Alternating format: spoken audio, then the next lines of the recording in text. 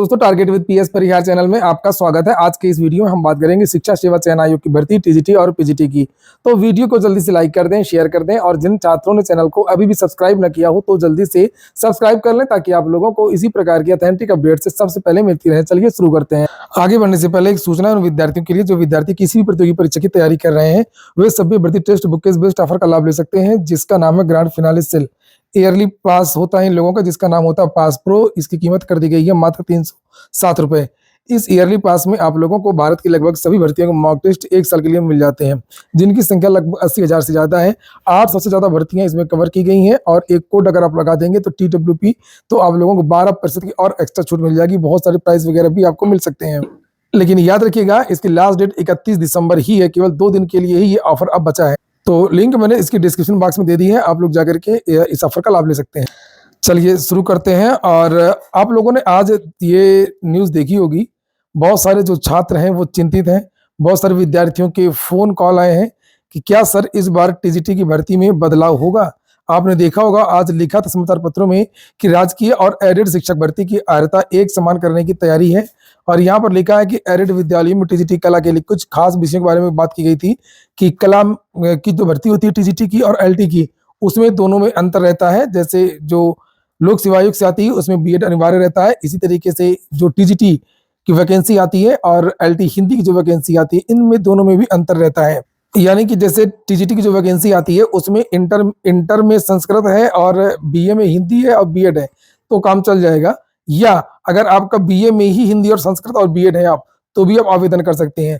जबकि एलटी में ऐसा नहीं है।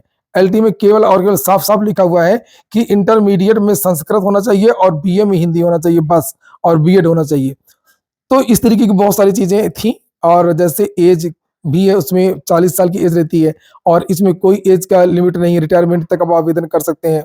तो आयु वगैरह के बारे में तो इसमें जानकारी नहीं दी गई है, लेकिन ये जरूर कहा गया है कि टीजीटी पीजीटी की नई भर्ती शुरू कराने की तैयारी में है आयोग। और आयोग के सूत्रों का कहना है कि शिक्षक भर्ती के पाठ्यक्रम का रिवीजन शुरू करा दिया गया। अर्हता की विसंगतियों को भी दूर करने की तैयारी चल रही है। एडेड विद्यालय हो या राजकीय पाठ्यक्रम एक है तो अर्हता भी एक ही होनी चाहिए। तो अर्हता और योग्यता का मामला है तो बहुत पेचीदा है। हमने एलटी में देखा है, आप लोगों ने भी देखा होगा। अर्हता को लेकर के ही उत्तर प्रदेश लोक सेवा आयोग की कितनी ज्यादा भर्तियां फंसी रही। आरओ एआरओ में भी बहुत सारा समय लगा विज्ञापन निकलने में। एलटी वाला मामला अभी तक फंसा है और इसी तरीके से अर्हता और समकक्षता का ही मामला है, जिसकी वजह से अभी तक खंड शिक्षा अधिकारी भी फंसी रही है। और जहां तक मेरी जानकारी है कि नई शिक्षक भर्ती में बदलाव जरूर होगा। भले ही लोग कुछ भी कहें कि आज की डेट तक ऐसा नहीं है, आज की डेट तक ऐसा नहीं है, आज की डेट क्या होता है। बात हो रही है कि आने वाली भर्ती में क्या होगा। लोग पूछ रहे हैं कि आने वाली भर्ती में क्या होगा और आप कहते हैं कि आज की डेट तक ये चीज लागू नहीं है। अरे ये नहीं बताइए, ये बताइए कि क्या होने वाला है, सीधी सी बात है। तो जो भी आपसे ये कहें कि नहीं आज की डेट तक ऐसा नहीं है, तो उनसे पूछिएगा कि आज की डेट के बारे में बात मत करिए, आज विज्ञापन नहीं आया है। हालांकि आप हमेशा कहते रहे हैं।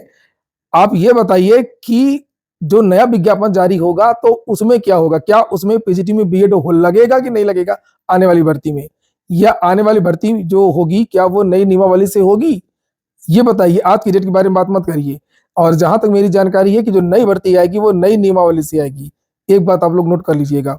और वैसे अगर बदलाव होता तो निश्चित तौर पर बहुत सारे विद्यार्थियों को झटका लगेगा। मैं नहीं चाहता हूं कि कोई बदलाव इतनी जल्दी हो। वैसे बदलाव इतनी जल्दी होगा भी नहीं, समय लगता है उसमें। और कुल मिलाकर के अगर ये करेंगे बदलाव तो भर्ती में बहुत ज्यादा देरी लगेगी। मैं खुद मिलने गया हूँ, मैंने खुद देखा है। बात में जो आयोग के अधिकारी हैं वो उनको यही कहना रहता है कि हम शासन से पूछेंगे। समाचार पत्रों के माध्यम से भी कई बार जानकारी दी गई है कि जो शिक्षा सेवा चयन आयोग के अध्यक्ष महोदय हैं, उन्होंने खुद कहा कि हम जो भी काम करेंगे वो शासन से पूछ करके करेंगे, शासन की मंशा के अनुसार करेंगे। मंशा एक अलग चीज होती है और ये पूछना चीज अलग होती है। आप खुद समझ रहे होंगे क्या दोनों में क्या अंतर है। मंशा मतलब सरकार जो चाहती है, सरकार यही चाहती है कि भर्तियां जल्द से जल्द कंप्लीट हो। और पूछना एक अलग प्रक्रिया है, आप हर बात को पूछेंगे। तो अगर ये पूछ के करेंगे तो फिर इसमें देरी लगेगी। जैसे ये मामला इनका चल रहा है, इन्होंने रिवीजन कराना शुरू कर दिया पाठ्यक्रम का। उसके बाद में अगर चीजें क्लियर हो जाएंगी तो फिर ये जो पत्र वो शासन को भेजेंगे कि हम ये चाहते हैं कि एलटी वाला जो मामला है उसी तरीके से टीजीटी की भर्ती करें। तो फिर शासन की कैबिनेट की बैठक का इंतजार करना पड़ेगा। पहले वो सचिव के पास जाएगा, सचिव के बाद में फिर वो मुख्यमंत्री की कैबिनेट पे जाएगा। लंबी प्रक्रिया है बहुत ज्यादा। तो ऐसे चलेगी तो ये भर्ती आपकी आ पाएगी 27 के बाद, नई सरकार ही दे पाएगी। और अगर आप चाहते हैं कि ये जो रिक्त पद हैं जिनके बारे में इसमें कहा गया है और 4 तारीख को आज के पेपर में दिया भी गया कि 4 तारीख को मीटिंग होनी है कि अधियाचन आ जाएगा। तो अधियाचन आ भी जाएगा तो क्या होगा? कई बार अधियाचन आ चुका उत्तर प्रदेश लोक सेवा आयोग में एलटी का, आ जाता है फिर चला जाता है, आ जाता है फिर चला जाता है।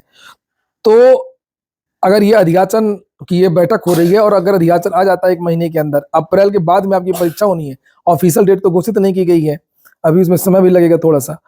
तो उसके पहले पहले अगर ये पद जुड़ जाते हैं, जितने पुराने रिक्त पद हैं जुड़ जाते हैं तो ज्यादा बेहतर है। उसमें 2 फायदे हैं। एक तो फायदा ये है कि जो समकक्ष अहर्ता या कोई नई नियमावली लागू होगी तो उससे बहुत सारे विद्यार्थी बाहर हो जाएंगे। एक ये बचत हो जाएगी उन पुराने विद्यार्थियों की, उनको नई नियमावली की जो विसंगतियां हैं उससे उसके प्रकोप से बचने का अवसर मिल जाएगा। और दूसरा ये कि ज्यादा विद्यार्थियों को रोजगार का मौका मिलेगा। तो इसको लेकर के फिर से विद्यार्थी दबाव बनाएंगे। हालांकि विद्यार्थी 2-3 बार धरना प्रदर्शन कर चुके हैं। अधिकारियों का वही रवैया रहता है जो विद्यार्थियों का रवैया रहता है। विद्यार्थियों की ज्यादा रुचि रहती नहीं है, विद्यार्थी ज्यादा पहुंचते नहीं है, इसीलिए अधिकारी भी सुस्त, अधिकारी भी कह देते हैं कि देखिए अब तो शासन कहेगा वो हम करेंगे, हमारे पास तो अधियाचन ही नहीं आया है। पीसीएस के एग्जाम का इंतजार किया जा रहा था, पीसीएस का एग्जाम अब समाप्त हो चुका है। तो बेहतर यही होगा कि टीजीटी पीजीटी में जो पदों को जोड़ा जाए, इसको लेकर के युवा मंच की तरफ से कुछ बातें भी कही गई हैं जिन्हें आप लोगों को सुनना चाहिए। युवा मंच के जो अध्यक्ष है अनिल सिंह, देखिए क्या कह रहे हैं। और अगर आप लोग भी चाहते हैं कि पद जुड़ जाए, इसी पुरानी नियमावली के तहत जो भर्ती हो रही है इसी में पद जुड़ जाए, तो आप लोग कमेंट बॉक्स में भी बताएं और वीडियो को शेयर भी करें। फिलहाल सुनिए जो युवा मंच के अध्यक्ष अनिल सिंह क्या कह रहे हैं। नमस्कार। जैसा कि आप सभी ने देखा होगा समाचार पत्रों के माध्यम से, टीजीटी पीजीटी और एलटीजीआईसी की योग्यता को एक समान करने की जो खबरें प्रकाशित हुई हैं, तो कहीं न कहीं अगर गंभीरता से विचार किया जाए तो जहां तक लगता है कि ये जो अभी कवायद शुरू है, स्पष्टतः ये विज्ञापन को एक दूर तक का सफर तय कराने का है। और मुझे जहाँ तक लगता है कि ये जो विज्ञापन की लगातार खबरें समाचार पत्रों के माध्यम से या तमाम यूट्यूबर्स के माध्यम से मिल रही हैं कि बहुत जल्द विज्ञापन आएगा, तो ये चीज़ें आप लोग अपने दिल दिमाग से निकाल दीजिए।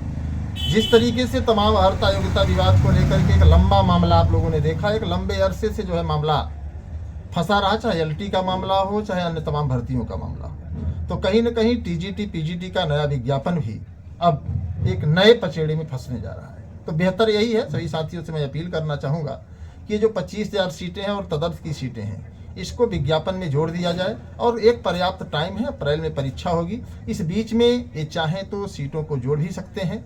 और हमारा आपका नैतिक कर्तव्य होना चाहिए कि इन सीटों को जुड़वाने के लिए हम आप मजबूती से प्रयास करें, तो यकीनन कुछ बेहतर हो सकता है। फैसला आपके हाथ में है, बाकी आप लोग देख ही रहे हैं कि क्या चल रहा है क्या नहीं चल रहा है। तो धन्यवाद, उम्मीद करता हूं कि आप हमारी बातों से सहमत होंगे। जय हिंद। तो देखा आप लोगों ने, और समझ आइए कि नई भर्ती में देरी लगेगी। ये जो चीजें दिखाई दे रही हैं, धीरे धीरे जो आसार दिखाई दे रहे हैं वो भर्ती फंसने के आसार दिखाई दे रहे हैं। ये हो गया आज का वीडियो। पूरा वीडियो सुनने के लिए बहुत बहुत धन्यवाद। शुभ रात्रि।